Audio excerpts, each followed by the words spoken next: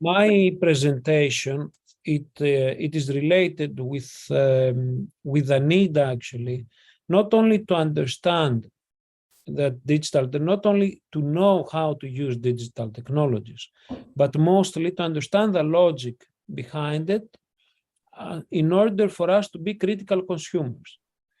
This means, or this actually describes what we call media literacy, a concept that I have been working on from 2008, while it has also, and it has been a policy priority for European Union, when the European Parliament actually issued a directive regarding media literacy. But now it became one of the most important policy priorities, not only for the European Union, but for the rest of the world. So I would like to share with you my presentation, which is actually regarding media literacy. So the question is that now that we have, the question is how we approach this phenomenon of quarantine.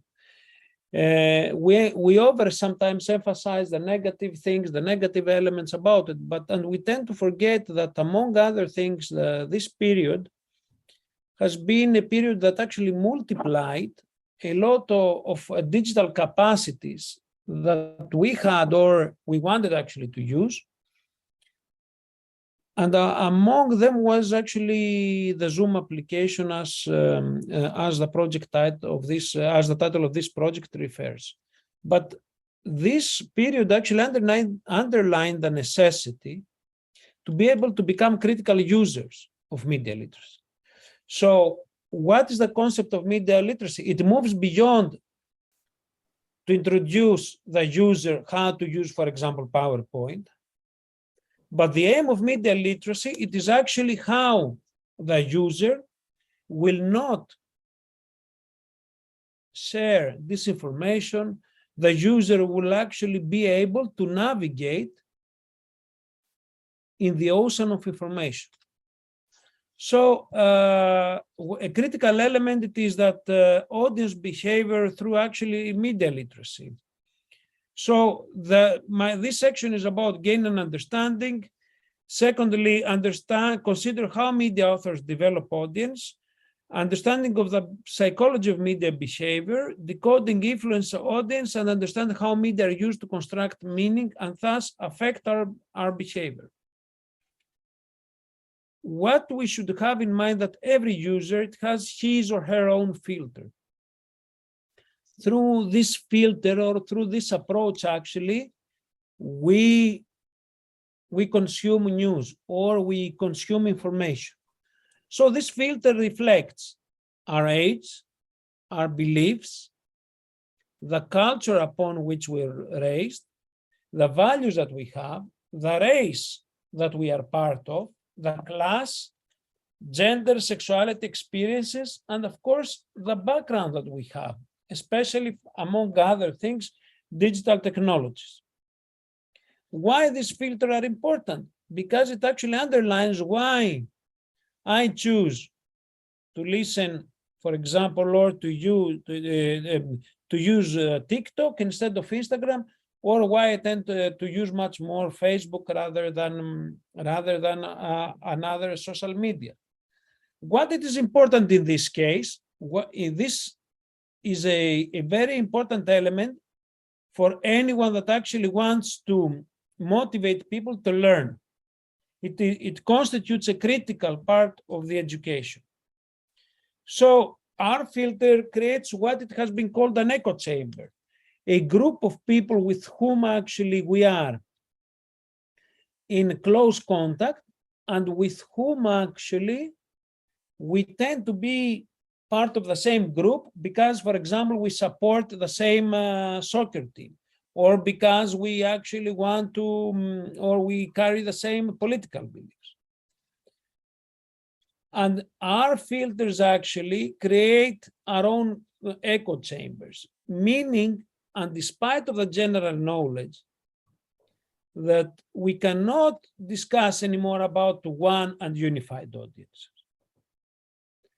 Now we have moved into another type of example, which is that we have multiple types of audiences, where each of these type of audience creates his or her own echo chamber. We are part of a group, for example, of supporters of that political party.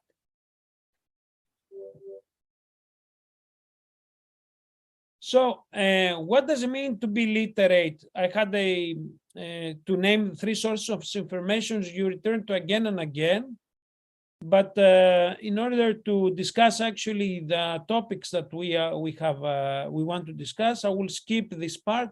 But anyhow, we can discuss it later on about in order to be able actually to gain a better understanding of the topic. So what does it mean to be literate about media? Media literacy is actually an expanded concept of literacy, read and write. These are 2 main concepts of literacy. And it is an expanded concept because digital technologies became an important part in our lives. And actually, with all media text available in 21st century, media literacy, it creates different, let's say, opportunities for us, not just to consume, but also to be creators. So what is media literacy? It is the ability to access, analyze, evaluate, create, and act using all forms of communication. And here is my question.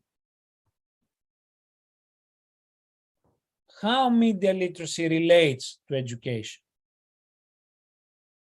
It relates to education because it helps individuals of all ages to develop the habits of inquiry and skills of expression in order to be critical thinkers, effective communicators, but most importantly, active citizens in our world.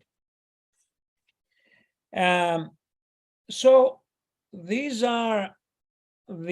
areas are based on the same principles.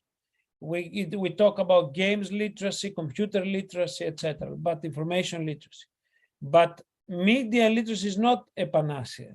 It's a Greek word. I will not refer to the very famous movie about my big fat Greek wedding. I don't think that you would see. So the key outcomes and elements of media and information literacy are the following.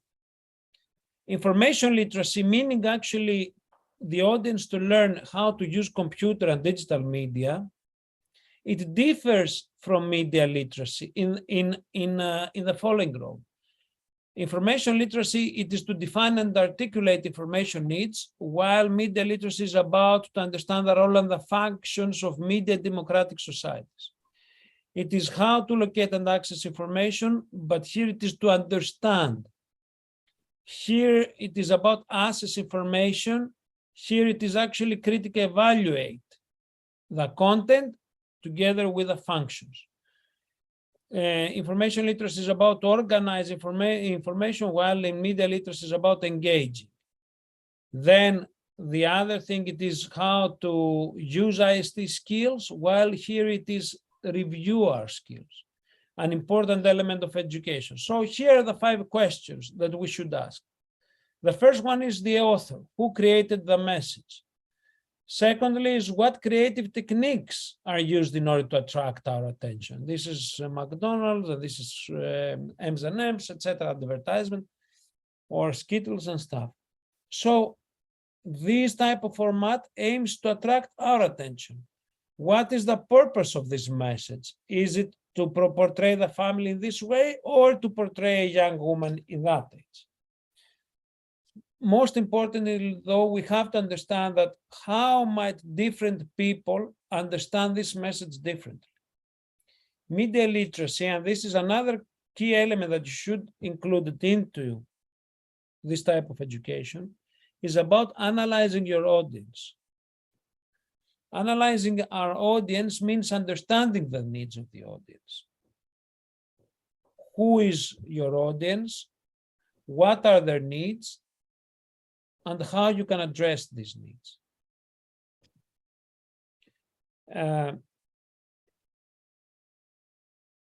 Content, what are the values and points of view that are represented actually or omitted from this message? Coca-Cola, and especially I think this type of advertisement, it has been gone, when we talk actually about Christmas, immediately this type of advertisements comes in our mind. In this case, it is very important in education to understand how people consume this type of digital information and why this type of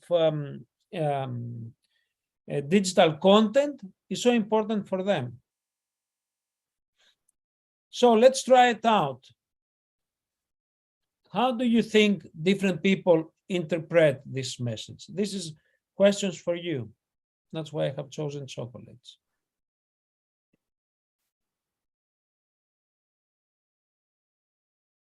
Any ideas? Let me make a point. I actually interpreted as a gift for Valentine's Day. Okay. The way that I any other guess or ideas?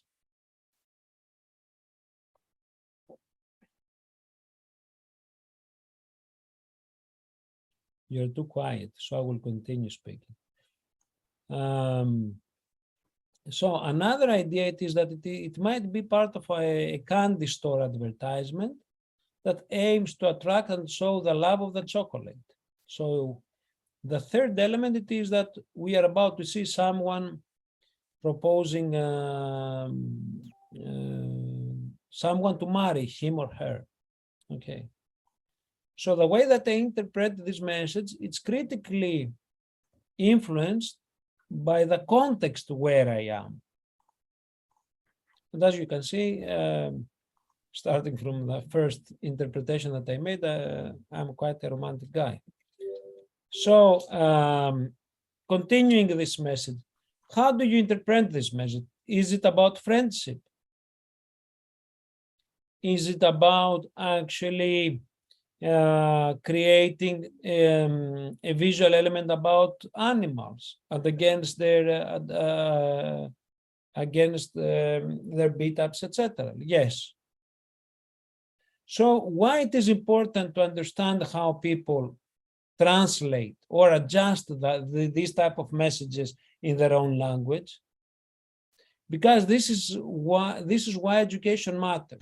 Education, as we realized actually from the Zoom era, it's not about lecturing a set of beliefs to people. But the most important element, what we have understood, it is actually to be able to engage people, to be able actually to use their competencies and integrate them into the educational, let's say, activities. So this is why actually it is important, the role of audience, which now we don't just ask them to listen to us, but actually we engage them and we ask them to play with it, to post it, to share it, to download it, stream it, watch it, listen, etc. So we are asking, and this is another major element of how Zoom changed education. Education became now a multimedia format, where the role of our audience is more than critical and shapes their understanding, and especially shapes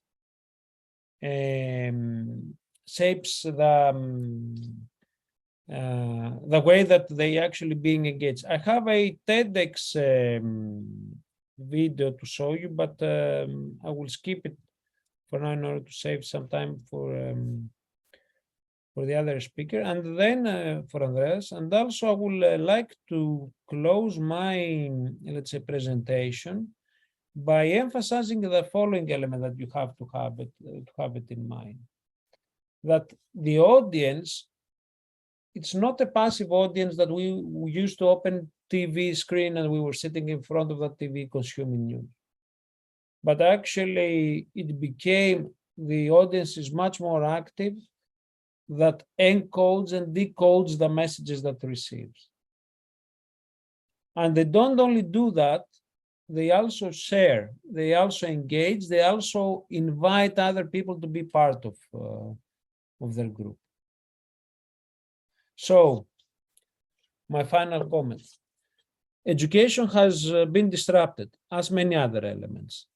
This disruption calls for a need for action regarding the following elements: how to make the audience to be more critically engaged, to be in the position to understand, interpret, and download key messages.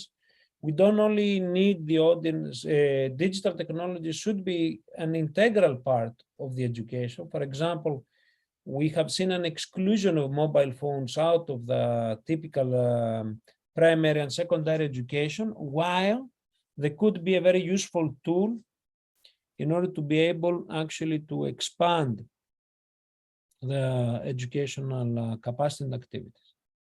I would like to stop here, and I continue further the discussion or the presentation after Andreas Stefanidis. Thank you very much. Thank you very much, Mr. Panagiotou. It was extremely interesting presentation. Many things, very good things about media literacy. Always very inspiring your presentation, and I guess, as we said from the beginning, I have already made some comments and some remarks to discuss later, but then we should proceed with Andreas.